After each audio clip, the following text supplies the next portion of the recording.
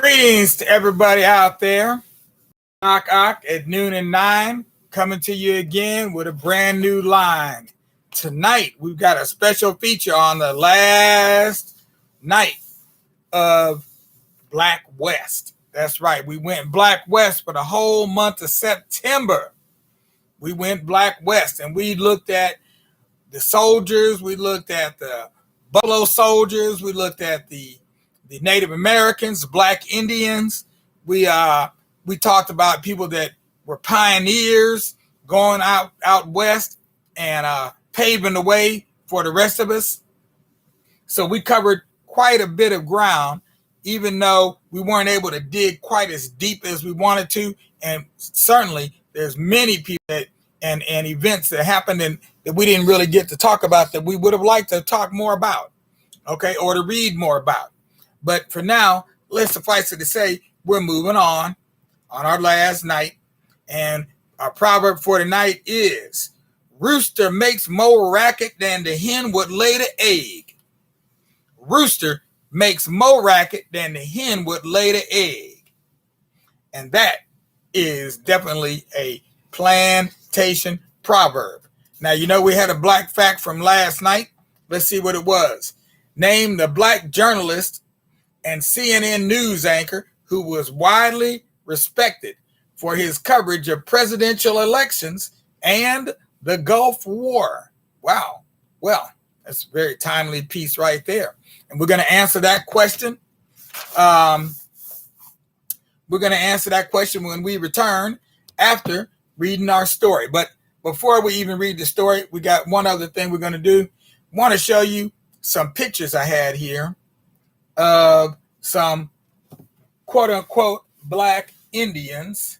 And I think I had some in here also. Might have some better ones in here. I'm trying to remember where I had the best pictures at. And I know, it was page 112, I think, in here. Nope, not quite 112. Here we go here. There we go there. Okay, so I got a picture here because I want to give you an idea when I say Black Indians that I'm really talking about Black Indians. And so here you have two Indians, gentlemen, right here. And you see there's one on the right and one on the left. And the one on the left has looks a lot like one of your relatives probably. You probably got an uncle or a grandfather that looks a lot like this gentleman over here, right? And you can see one over here, the difference in the skin color, it ain't that much different. Okay, he might think he's a little bit darker, but they're still both quite dark. And then his name is actually John Taylor, so I have a name for him. And then on the back, you've got two more Native Americans. And look again, look how dark this one is over here. I mean, look at that. I mean, that person is dark. I mean, it's a black and white photo, so they're not the best way to judge what somebody's skin tone is. But I'd venture to say that person is pretty daggone dark.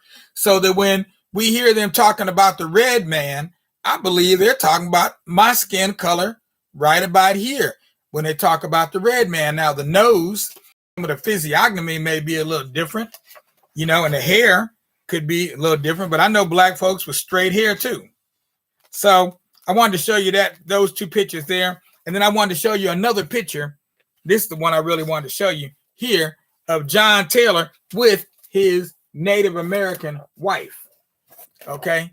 And so here's a picture of the same man that you saw in the other picture, John Taylor with his Native American wife. And you can see big difference in the skin coloration here. Big difference here. But all Native Americans are not necessarily as light as her. She's probably mixed because a lot of Native Americans are as mixed, if not more mixed, than we are. And when you see them like Elizabeth Warren, for example, you can't tell they got any Indian in them at all because they call them the red man, but they look white. So then it makes you wonder, where is the Indian in that person? Okay, so I did that as we go into our story because the story tonight is called Buffalo Crossing. Buffalo Crossing. And that's the name of the place that the family lives at. They live at a place that people call Buffalo Crossing. And a lot of these place names, the places are named for a quality that they have or something that occurred.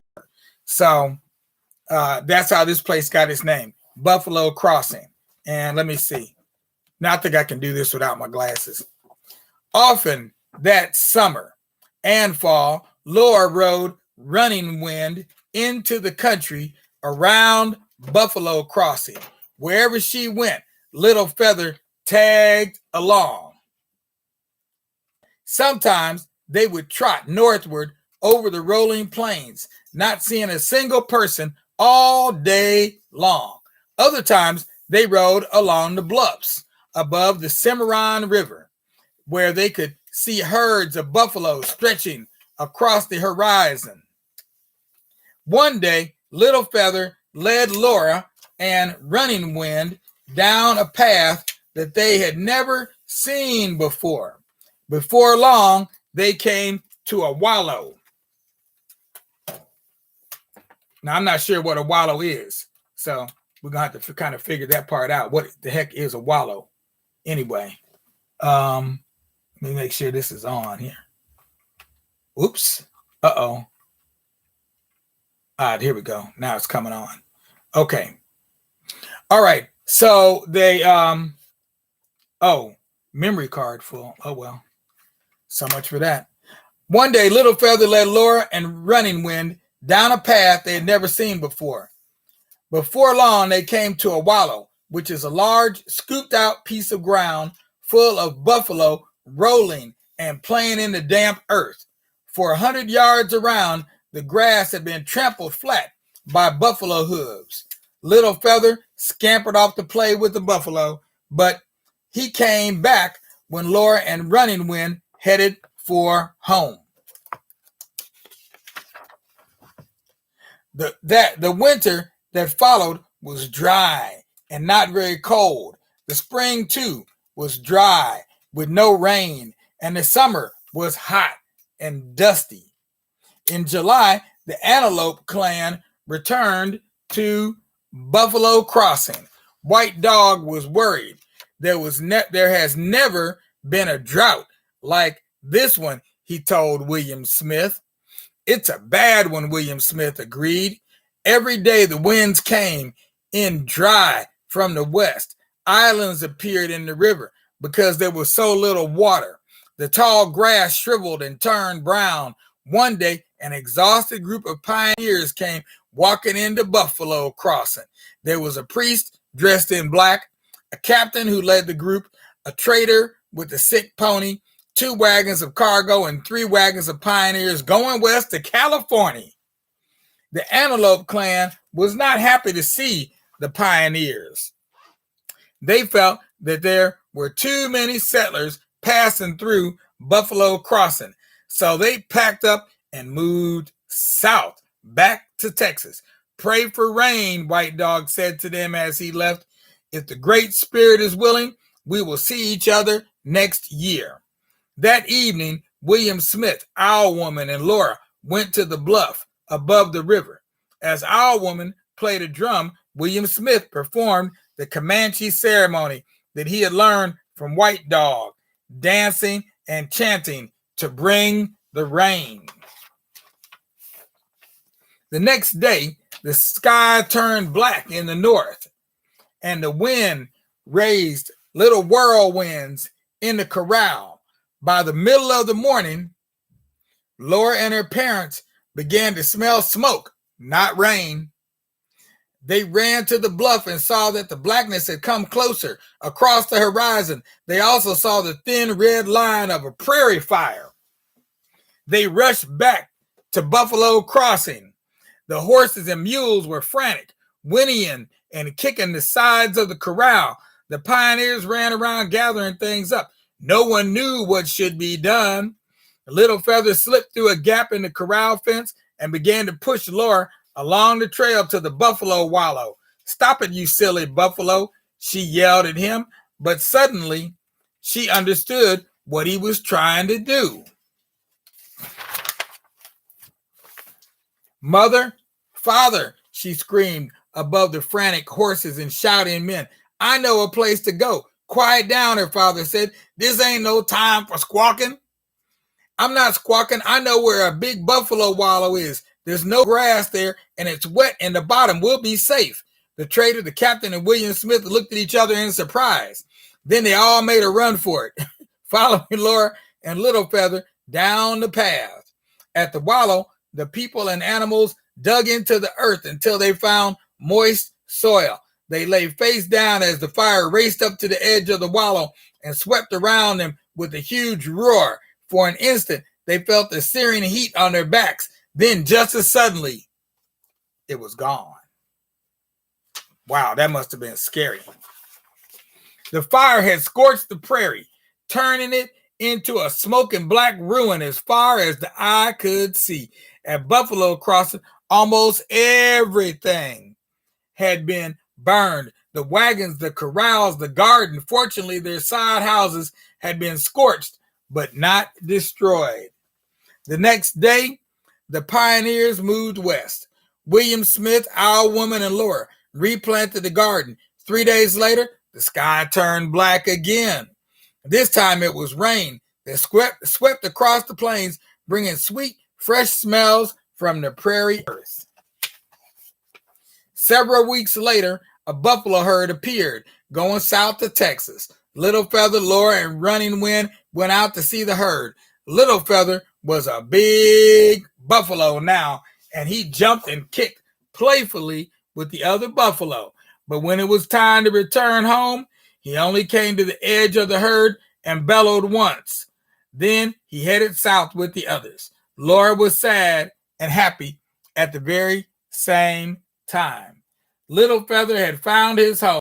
She hoped that he would feel as safe with the herd as she felt with her parents at Buffalo Crossing. So now that we know that there is such a thing as a Black Indian, we can put ourselves in a story like this. Okay, we might look a little different, but our experiences would have been very similar, if not exactly the same. And that's why I read this story tonight, so that we could put ourselves into this story. And like I said, that's our last story. There are many more stories that we could tell. There are many more people that we could introduce you to, but we've run out of time. So best I could do right now is introduce you to this person right here, which is the Black journalist and CNN news anchor who was widely respected for his coverage of presidential elections and the Gulf War. And the answer is, that's a drum roll I'm doing there, Bernard Shaw. Yep. And so for tomorrow night, let me give you your question for tomorrow night. The question will be, was Larry Doby the first Black baseball player in the American League or the National League? That's for you to find, for me to know, and you to find out. So come back tomorrow and we'll leave no doubt, so you'll be able to shout, because then you'll know what it's all about. In the meantime, what I need for all you little children out there to do is to take your little head and put it on your little pillow, on your little bed, close those your eyes, and wait for that sun to rise. And when you see that sun come up high up in that sky, beaming its sunbeams down all over your eyes, that's when you know it's time for you to rise and greet the day. Greet the day in a different way, but in a similar way to the way you did today, with joy and expectation that you're just getting ready to have another great day. For all you adults out there, you know what time it is. It's time for you to go ahead and give us a thumbs up on YouTube. Give us and subscribe. If you're watching this on Facebook, give us a like, give us a share, show everybody that you really do care. And if you like, you can even give us a donation. Donations can be dealt with right below. There's a link. You'll see a little yellow kind of a box down there, kind of looks like a sun or a coin. go ahead and hit that link. That'll take you to where you can donate. You don't want to do it that way, you can go to our website, donate on our GoFundMe page. You don't like that, you can send us money directly right through PayPal to KKHEMET at gmail.com. That's KKHEMET at gmail.com.